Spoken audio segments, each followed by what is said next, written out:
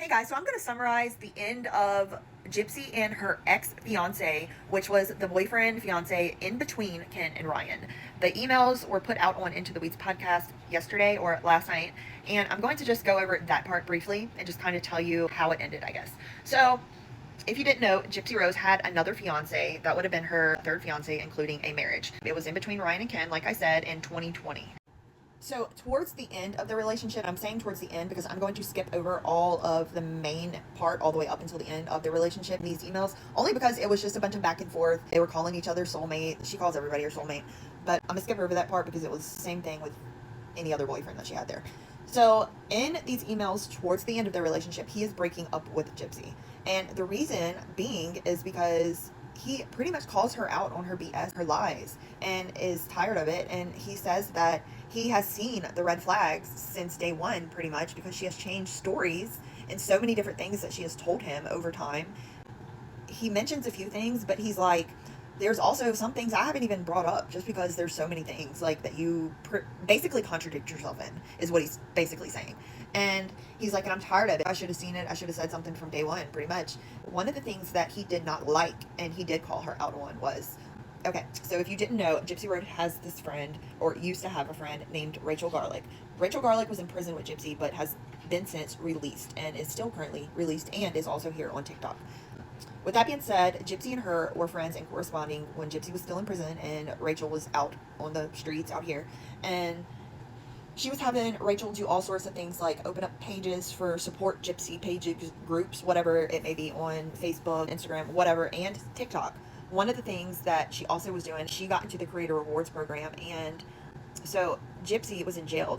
She doesn't know anything about TikTok, and she is thinking that Rachel is profiting and that people are like giving her money, basically, that she isn't giving Gypsy any money. And Rachel explained to her, like, no, I'm in the Creator Rewards program. It's actually TikTok that's paying me, not like people supporting you. It's just TikTok. And, these are like, I would imagine in her head, at least in my head, I would be like, this is my taxes have to be taken out of this. So this is my money. And you're the one that wanted me to open it. Anyway, that's what I would say. Anyways, so he calls her out on that, I believe, is from my understanding, how I'm understanding it as I listened, is that he called her out on Rachel making that page for Gypsy and profiting off of it. Basically profiting off of the crime is how I took it. And he didn't like it. So he calls her out on it and tells her, like, look, like, you are doing all these things and then you make up these stories and like rewrite them later on whenever it's brought up again, basically. And she does write back and she tries to like guilt trip him, kind of. And it's, like I said, manipulative tactics that she uses on everybody. And he writes her back and is like, no, I should have been called you out on all this. I'm not feeling this anymore. This is about my future, and I have to think about what is best, or something like that. Something like that, something in that aspect. Mind you, I'm rewording all this. I'm summarizing it, so it's not word for word.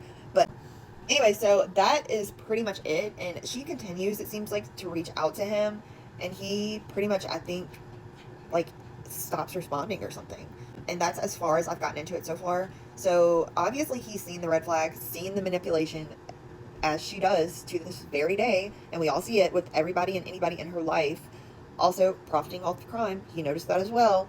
Anyways, also I want to add, I don't understand her fascination with wanting to get married so quickly. I understand her father wasn't around, and I'm not making fun of that in any sort of way, because I have friends that have that same kind of personal issue where you jump into relationships super quickly and like you start saying I love you super quickly.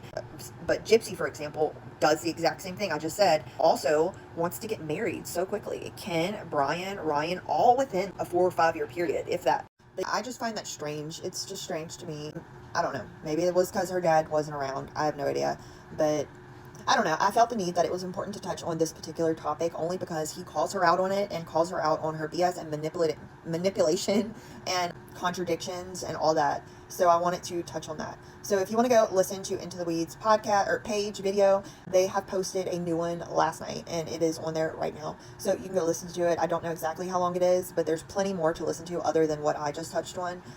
But like I said, I just thought that particular area was important to bring up. If there's anything else, I'm going to go over the rest of it later. See if there's anything else I feel like needs to be brought up or touched on. I'm definitely going to be making another video about that, give you my thoughts on that, if y'all care to hear. Anyway, hope y'all have a great day and weekend. So I will talk to you later.